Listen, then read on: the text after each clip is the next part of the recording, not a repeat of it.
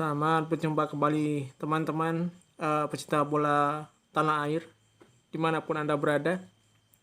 Semoga hari ini atau malam ini Anda semua sehat selalu dan semoga selalu ada di lindungan Allah Subhanahu wa Ta'ala.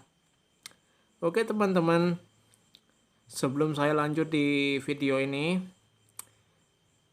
saya menyarankan sama teman-teman agar subscribe channel saya dan juga share ke medsos kalian agar teman-teman semua tidak ketinggalan update berita terbaru mengenai timnas dan juga sepak bola internasional.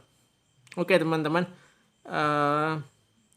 di video ini saya akan membahas tentang timnas Indonesia U17 yang sejatinya mengikuti ajang event internasional yaitu Piala Dunia U17 yang diselenggarakan di tanah air kita. Namun sejatinya langkah timnas Indonesia 17 bisa dikatakan langkah awal menuju event-event besar seperti Piala Dunia dan juga Piala Asia, dan plus talenta-talenta muda berbakat yang akan berkembang di masa depan, terutama di timnas U20 dan juga timnas senior. Dan tentunya U17 ini nanti akan menjadi jembatan timnas U20. Mungkin ada beberapa yang akan tampil di Piala Dunia U20 yang akan diselenggarakan di beberapa tahun yang akan datang. Dan saya berharap timnas U17 legowo, karena apa yang mereka tunjukkan tempo hari, skill dan kemampuan mereka sebenarnya tidak kalah dengan tim-tim yang lain seperti Panama, Maroko, Ekuador. Hanya saja permainan timnas kita itu di awal babak pertama mereka bagus. Nah setelah itu babak kedua mereka di menit ke 60 ke atas, ke 70, 75 mereka down. Nah inilah yang akan menjadi PR bagi pelatih, kepala timnas U17 dan juga PSSI, bagaimana mengelola timnas muda untuk kedepannya, terutama di sektor fisik dan juga kemampuan individu teman-teman. Saya lihat tempo hari ada beberapa pemain yang sejatinya punya kemampuan untuk fisik bagus. Di antaranya mampu bermain 90 menit dan mampu memberikan perlawanan sengit terhadap lawan-lawannya. Ini sungguh menjadi PR bagi pelatih kepala usia muda di timnas U17, katakan Coach Indra Safri ataupun Coach Bima Sakti. Ini benar-benar harus diperbaiki PR untuk mereka semua. Kenapa harus diperbaiki? Karena timnas usia muda ini sangat-sangat investasi teman-teman, investasi jangka panjang. Dan juga mereka adalah anak-anak usia dini dan mereka talenta-talenta muda yang berbakat yang akan berlaga di event-event besar seperti Piala Dunia, Piala Asia, Piala AFF. Terpenting adalah Piala Dunia teman-teman. Karena kenapa? Event Piala Dunia adalah event yang sangat-sangat istimewa dan hanya sekali seumur hidup bagi pemain untuk merasakan, mencicipi ketatnya Piala Dunia. Dan tentunya harapan kita semua timnas muda, timnas U17, 20 dan senior, mereka memberikan kemampuan, kemudian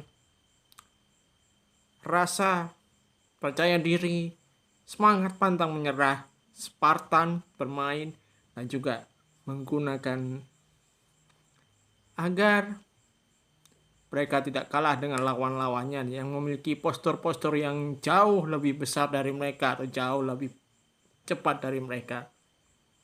Dan tentunya inilah PR bagi pelatih-pelatih timnas usia muda agar memperbaiki dari sektor fisik. Dan saya lihat tempo hari timnas kita, timnas U17 selalu defend ya di babak kedua. Di babak pertama mereka mampu memberikan perlawanan sengit, tapi setelah di babak kedua mereka banyak yang kelelahan, teman-teman. Yang sejatinya sebenarnya timnas U17 ini baru terbentuk dan baru diikutkan di ajang event besar Piala Dunia. Yang sejatinya kita semua tahu bahwa Indonesia timnas kita adalah tuan rumah. Dan juga kita juga tahu bahwa timnas U17 ini baru terbentuk. Dengan hasil seperti itu, di peringkat ketiga, meskipun timnas kita nggak mampu lolos ke 16 besar, kita tetap bangga. Kenapa? Karena timnas U17 sejatinya yang kita anggap akan menjadi lumbung gol dari timnas-timnas lawan atau satu grup di klasemen grup A. Sejatinya mereka hanya bermain imbang. Ya setidaknya meski kalah, mereka tetap memberikan perlawanan yang sangat bagus, spirit yang oke. Hanya saja PR-nya adalah fisik untuk timnas muda, pemain-pemain yang bertalenta bagus. Dan juga saya mengamati satu pemain yang belum sama sekali menunjukkan taringnya, yaitu Amar Barkik, yang sejatinya hanya menjadi pemanis bangku cadangan. Dan semoga di ajang-ajang selanjutnya timnas U17 akan selalu ikut event-event tertentu. Nah, pertanyaannya sekarang, setelah Piala Dunia U17, timnas muda kita atau timnas U17 kemana mereka akan melabuh? Setelah event selesai, bubar, kemana mereka akan berlabuh? Nah, ini akan menjadi PR bagi PSSI juga. Tentunya pastinya PSSI juga tidak akan membiarkan timnas muda U17 ini bubar begitu saja, teman-teman. Pasti akan memberikan program-program selanjutnya bagi timnas U17, tentunya juga U23, U20, timnas senior juga. Nah, timnas senior juga adalah pemain-pemain yang sejatinya juga punya mental bagus, skill bagus. Hanya saja ada beberapa kekurangan. Ya, terkadang individu yang salah, terkadang defense juga berpengaruh. Nah, saya harap timnas 17 ini akan terus berkembang, terus ada program. Setidak-tidaknya mereka ikut event-event seperti turnamen mini ataupun semacamnya. Dan nanti kalau sudah Piala Dunia sudah lepas, mereka pulang ke Jakarta. Dan terus setelah itu timnas bubar, timnas U17 sudah bubar.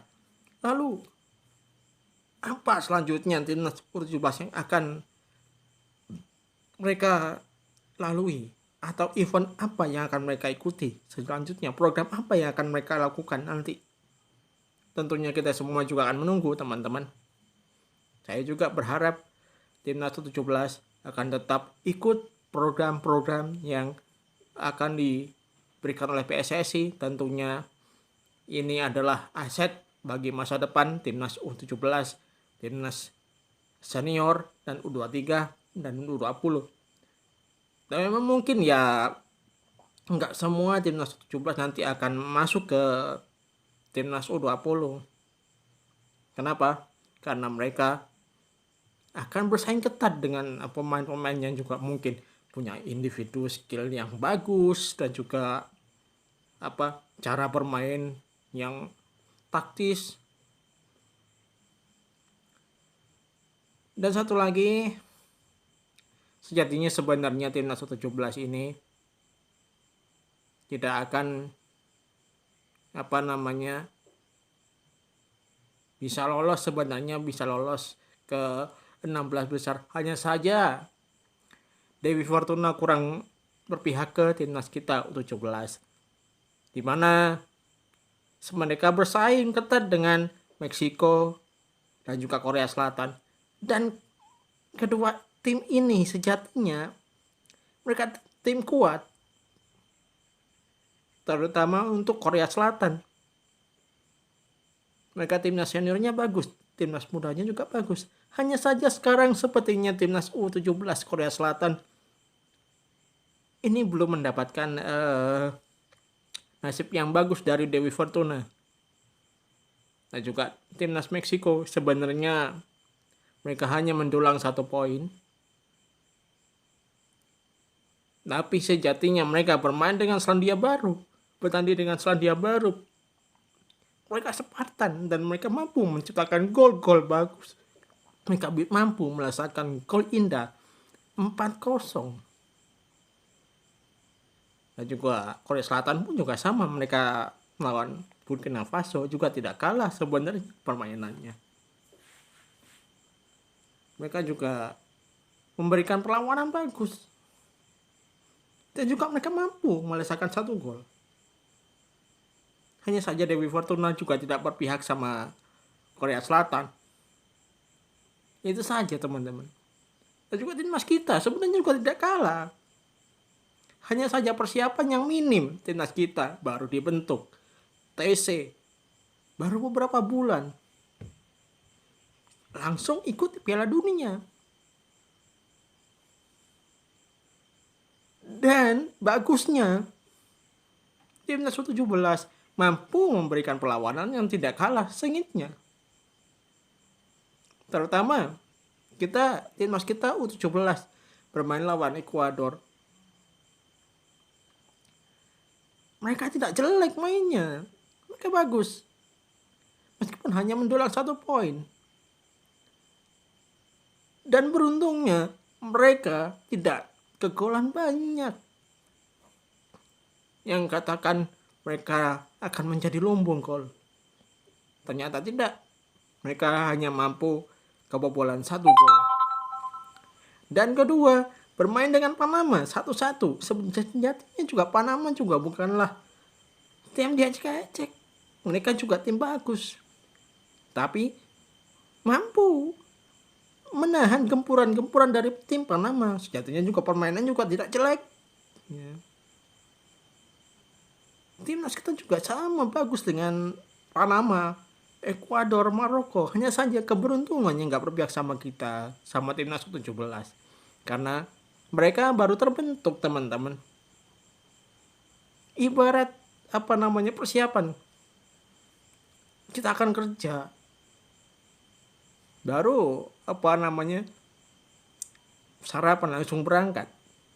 Tiba-tiba di kantor langsung kasih tugas berat tapi mampu melaksanakan dengan baik. Seperti itu teman-teman.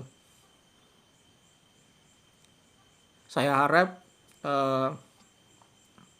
timnas U17 nantinya akan mendapatkan program-program yang jauh lebih baik lagi dan selektif lagi untuk mendapatkan pemain dan juga cara pembentukan fisik yang bagus untuk timnas kita. Oke teman-teman, jangan lupa tombol subscribe-nya dan juga like, share ke medsos kalian agar teman-teman tidak ketinggalan update-update video terbaru dari channel YouTube saya.